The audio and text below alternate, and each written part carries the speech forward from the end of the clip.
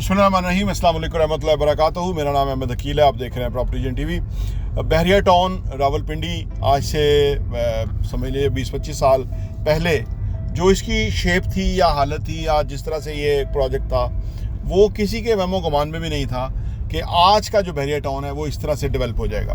इसमें जो बुनियादी रीज़न हैं, 2-3 बुनियादी रीज़न हैं कि जिसके ऊपर हम थोड़ी सी डिस्कस करते हैं। तो ये जो सारा बहरिया टाउन डेवलप हुआ ना, उसमें कुछ रीजंस थी या कुछ एक स्ट्रेटेजिक जो है ना, एक पॉलिसी थी बहरिया टाउन की, जो कि आज भी है, जिसकी वजह से ये बहुत फ्लोरिश हुआ और ग्रो किया।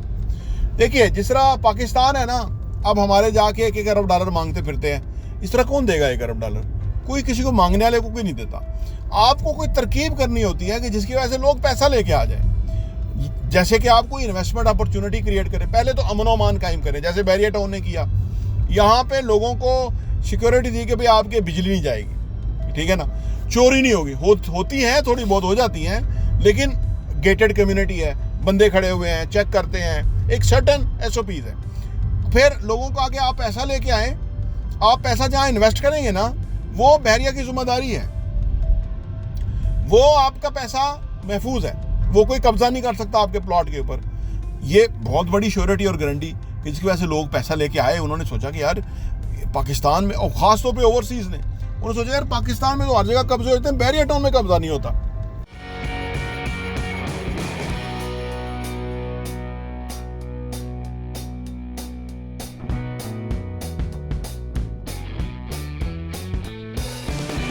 वो इन्होंने इंश्योर्ड किया। फिर ये कहा कि आपकी जो चीज़ होगी वो आपके नाम पे होगी, कोई किसी के नाम पे नहीं करा सकता। सिस्टम को सिक्योर किया, सिस्टम को फुल प्रूफ किया। इस पे भी लोगों का बड़ा ईमान हुआ कि यार मेरी बड़ी वैल्यू है, मेरी प्रॉपर्टी है, मैं जब तक कैश काउंटर पे नहीं जाऊंगा बहरिया किसी के नाम करता नहीं है। ये बड़ा एक आम पहलू था। फिर अगर कोई सड़क टूट गई तो सड़क को मरम्मत कर दिया फौरी तौर पर कि भाई फ़ायदा तो अपना ही है कि भाई ये इधर से अगर ख़राब हुआ है, पानी यहाँ से निकलेगा तो बाकी भी सारी सड़कें तोड़ देगा, तो इसी को यहाँ से मैनेज करो। प्राइवेट सेक्टर है ना, कहीं चिट्ठी नहीं लिखनी, किसी से अप्रूवल नहीं लेनी, वो सिस्टम को पता है, सिस्टम को ऑटो पे लगाया हुआ है, इको सिस्टम बनाया हुआ है। जिस अदारे का काम है उसे पता है, उसको बजट दे दिया है, उसे पता है उसने क्या प्रोसीजर करना है, और उसके बाद उसने वो सड़क बना देनी है, वो हो गया। तो हर हवाले से इसी तरह अगर पाकिस्तान के अंदर अमन अमान कायम किया जाए, वो जो ताकतें हैं जिन्हों को इस चीज़ का एहसास नहीं, रजीम चेंज के अंदर पाकिस्तान का बेड़ा ही गर्क हो गया, इतना पाकिस्तान का नुकसान हो गया। 22-25 अरब डॉलर पे रिजर्व्स थे, वो 7.5 अरब डॉलर पे रह गए।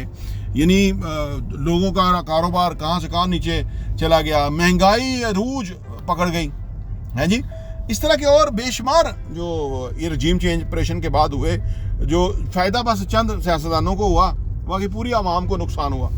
पाकिस्तान का मोमेंटम टूट गया। जो पाकिस्तान तरक्की 6% पे तरक्की कर रहा था, बहुत सारे जो है ना वो मसाइल हुए। लेकिन इस तरह से फिर आपको मांगना पड़ेगा। सोचिए अगर बहरिया टाउन वाला मलिक रियाज जाके लोगों से पैसे मांगता और कहता जी मैंने बहरिया टाउन डेवलप करना, कोई करता, कोई देता? ये हो सकता है इतना बड़ा शहर बन सकता? उन्होंने क्या कहा, उन्होंने एक सिस्टम क्रिएट किया, एक पॉलिसी दी कि भाई ये फ्रेमवर्क है, इसके अंदर है। अब जो भी बंदा इन्वेस्टमेंट कर रहा था या आज भी कर रहा है, आज वो करोड़ रुपया इन्वेस्ट करता है, कल उसका 1.5 करोड़ हो जाता है, वो उसका ग्रो कर जाता है, मुनाफा हो जाता है, उसका यकीन आ जाता है, वो बाकी ये भी 2-4 करोड़ रुपया जो है वो भी यहाँ लेके आता है। तो अर्ज करने का मतलब ये है कि ये बहरिया टाउन ने जिस फार्मूले पे तरक्की की ना, मैं और आप हर कोई बंदा इस फार्मूले पे तरक्की कर सकता है। पहली बात यह है कि लोगों को एतमाद होना चाहिए कि भाई वो जो काम कर रहे हैं वो काम साफ सुथरा खरा है, उस काम में 19-20 कोई नहीं, उस काम में धोखा कोई नहीं, वो ये बड़ा ज़रूरी है। फिर ये कि जो भी आप काम करें उसमें देखें, ये मुझे कल कोई पूछ रहा था, हमारे क्लाइंट आए हुए, तो कह रहे अकाउंटी लाडो का क्या मतलब है। तो हमने कहा कि मलिक साहब बाहर मुल्कों में जाके ये जो नाम के वहाँ पे एरिया डेवलप होते हैं, उसी के नाम के ऊपर यहाँ एरिया डेवलप कर देते हैं। मतलब कोई रॉकेट साइंस तो नहीं है ना, वो सीधा इससे बताते हैं। फिर वो ये चौक चौराहे जिस तरह से होते हैं, वो कहते हैं कहीं कोई चीज़ बनी, एफल टावर बना, हमने वो चाइना को कहा कि हमें एफल टावर दिए, वो टैफल टावर आ गया, हमने वो लगा दिया। तो ये कोई मुश्किल है, लेकिन नियत आबाद करने की थी इस सोसाइटी को, इस सिस्टम को। आज वो फ्लरिश हो गया।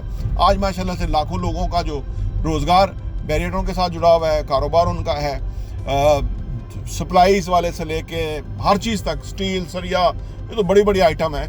छोटी छोटी आइटम जो यहाँ लोग उससे इस्तेफादा कर रहे हैं, फ़ायदा हासिल कर रहे हैं। तो सो इस मॉडल को समझना और इस मॉडल के मुताबिक अपने आप को अपनी ज़िंदगी को ये देखना कि यार हमने मुआशी मैदान में कामयाब होना है तो हम किसी से सीख लें, किसी से भी ना सीख सकता।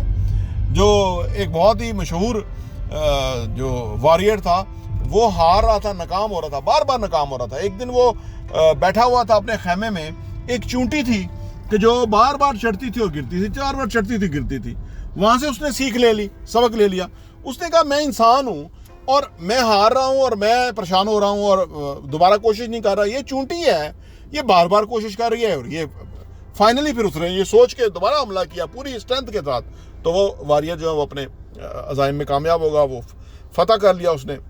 तो हमें ज़िंदगी में सीखना चाहिए, ये इन फार्मूलोज़ को, इन चीज़ों को अप्लाई करना चाहिए। ज़ाहिर बात है अगर बहरिया टाउन मलिक रियाज साहब ने बनाया और उनके लोगों ने बनाया मिलके तो उन्होंने भी कहीं से सीखा है, हमें भी सीखना चाहिए ताकि हम अपनी ज़िंदगी में मुआशी मैदान में कामयाब हो जाएं। और पाकिस्तान के हुक्मरानों को सीख लेना चाहिए, इस्टेब्लिशमेंट के लोगों को सीख लेना चाहिए कि भाई पाकिस्तान के लोगों को किस तरह से सपोर्ट करना है, किस तरह से उनका यकीन पैदा करना है मुल्क के अंदर, ताकि वो सारे पाकिस्तान के सफ़ीर बन जाए। वो पाकिस्तान की बात करें बजाय कि वो गलत बात करें कि यहाँ रजीम चेंज किया जाता है, यहाँ कैश की बोरियां दी जाती हैं और MNA ख़रीदे जाते हैं, बजाय कि वो ये कहानियाँ सुनाएं जिससे हमारी और इंसल्ट हो। और हम मुसलमान तो बहुत बड़े हैं और दुनिया जो हमें जो है वो न्यूक्लियर पावर मानती है, लेकिन ये जो हमारे चलन है और हरकतें हैं इससे हमें कितना नुकसान हो रहा है ये सोचने की ज़रूरत है। और हमें पाकिस्तान को ऐसा बनाने की ज़रूरत है कि जहाँ लोगों का यकीन हो, लोग अपना पैसा लेके आएँ, उनकी सेफ्टी सिक्योरिटी हो, तहफ़्फ़ुज़ हो, उनको नंगा ना करे कोई। ये नंगा करने वाला नया रवाज चल पड़ा है।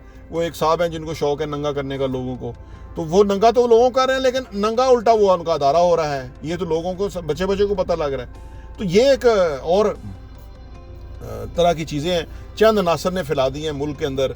एक बड़ी घुटन का माहौल पैदा करने की कोशिश की जा रही है, लेकिन वो आज 2022 में हो नहीं सकता। मुल्क बदल गया, नई जनरेशन है। हर रोज़ 17 लाख लोग जो हैं वो 18 साल की उम्र को पहुंच रहे हैं। और 18 साल का जो बंदा होता है, वो जो यंग होता है, वो कमाल होता है। वो नहीं मानता किसी को, जबर को, ज़्यादती को वो नहीं मानता। उसको आप जुल्म से नहीं संभाल सकते या समझा सकते, उसको आप अक्ल से, दलील से कायल कर सकते हैं। और अक्ल और दलील इन शहादतदारों के पास अब मौजूद नहीं है, या वो लोग कहीं पीछे कोने खुदरों में है जिनके पास अक्ल और दलील है। अल्लाह से दुआ है कि अल्लाह पाकिस्तान की खैर फरमाए। प्रॉपर्टी NTV देखने का बहुत बहुत शुक्रिया।